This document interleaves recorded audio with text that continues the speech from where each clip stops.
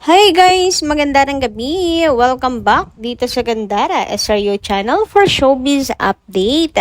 Andito na naman nga po akong muli nagbabalik. Ang nagmamaganda ninyong kachismosang Kim Pao, wala na nga pong iba.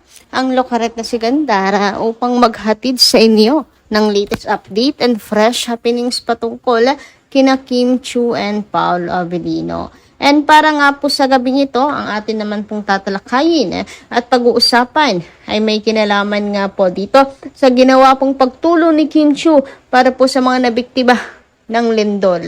Grabe, ang lala talaga na nangyari sa Cebu. Kaya sobrang dami nag-alala talaga kay Kim Chiu nang napabalita. Kasi we know naman si Kimi po ay nasa Cebu. So, buti na lang din talaga ang Team The Alibay ay safe. Ngunit nakakalungkot na marami po ang siyang naging biktima nitong lindol po na ito. And marami din po ang nasawi. Yan ang nakakalungkot na balita. So, sakto naman si Kim Chiu nga po ay nasa kanyang hometown, nasa Cebu, kung saan sila nakatira, ay eto ang good news. Si Kim naman po ay nag-donate ng ilang materyales para po sa pagpapagawa ng bahay para sa mga kababayan na naging biktima. Grabe, ganyan po ka-generous si Kimi.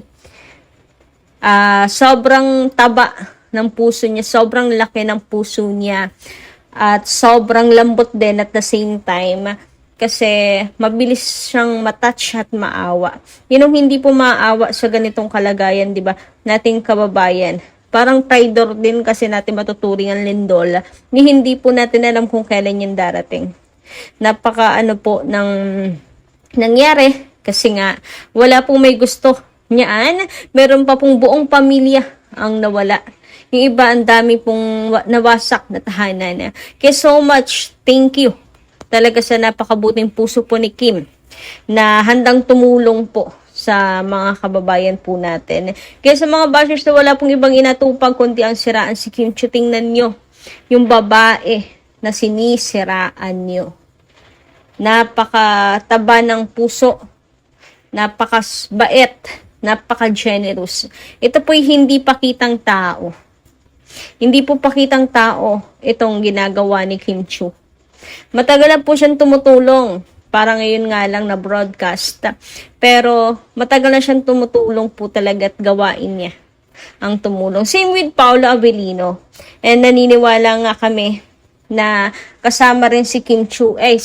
Kasama rin po si Pao Chan sa ka-share din ni Kimi na tumulong. Imposibleng hindi. Si Paolo pa ba na napaka-generous.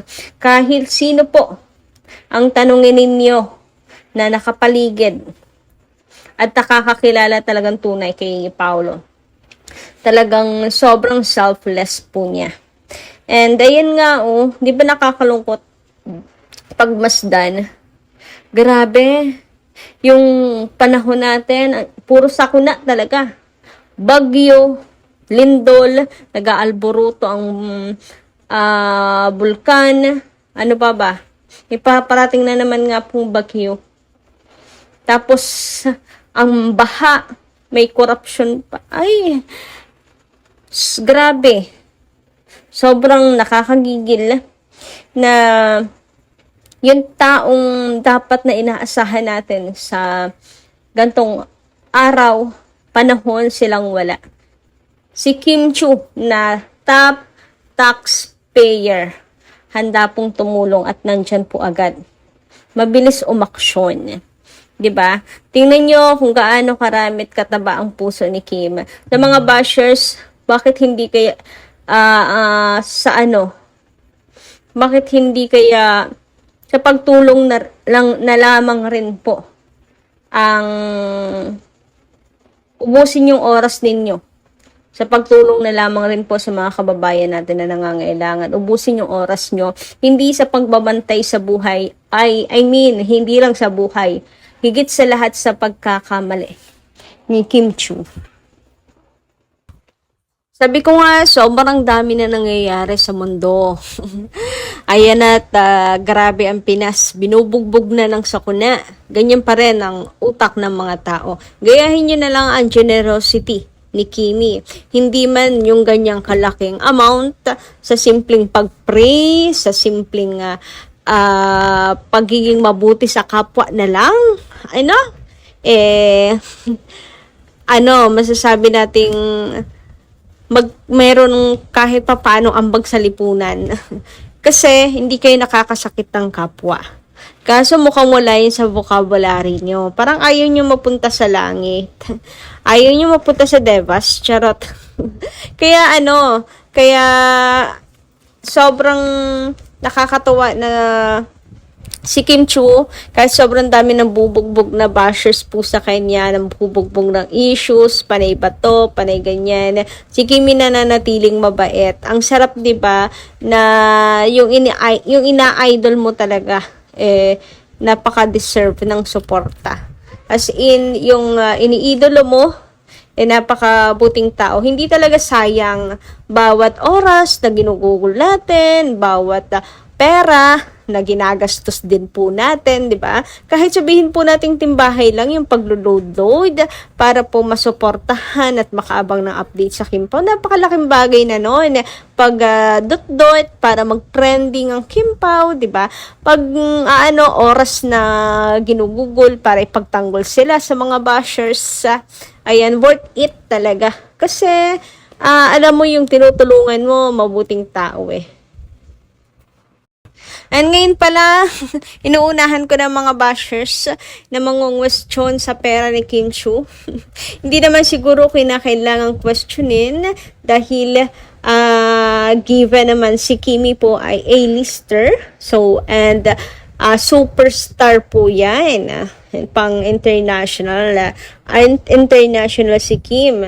Kaya talagang mayroon po yung kakayanan na tumulong at the same time baka kasi silipin nila yung amount, sabihin habulin ng BIR si Kim. Imposible kasi napaka-honest po nga ni Kim Chiu. Sabi ko nga, yan po ay top taxpayer ng Pilipinas. Sa mga bashers na alam nyo, pag yun ang nabigla kong narinig na batikos kay Kim Chiu, matatawa na lang ako. Kasi halata silang BO po yung nagkataon.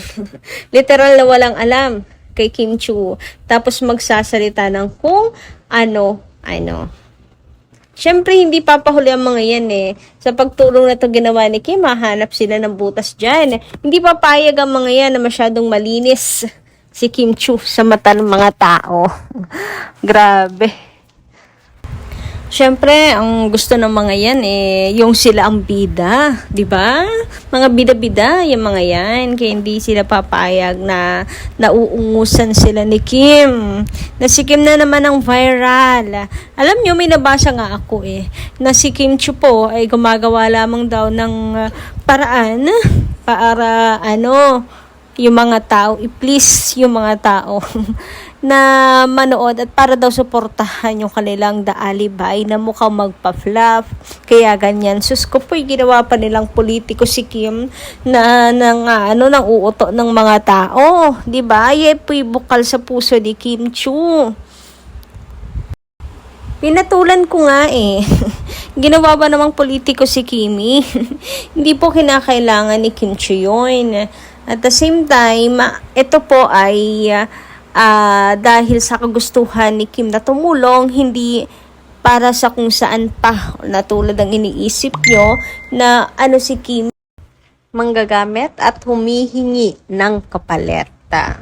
Sorry, pero hindi kasi kayo si Kim yung sarili nyo ata yung dinidescribe nyo, hindi si Kim. Hindi namin kilala yung dinidescribe nyo, sarili nyo ata yun. Anyway guys, ganito nga po karami yung pinamili at pinamigay ni Kim Chiu. Grabe sa 450 cements. Ayan. 'Di ba? Meron pa po yung 700 pieces na plywood at marami pa pong iba. So, mabuti na lang rin po. Talagang si Kim Chiu ay nagsilbing daan. Kumbaga ay ginamit ng Panginoon para matulungan yung kanyang mga kakababayan ni Kim Chiu. Anyway, thank you so much, Kimi, mula sa Kim Pao fans.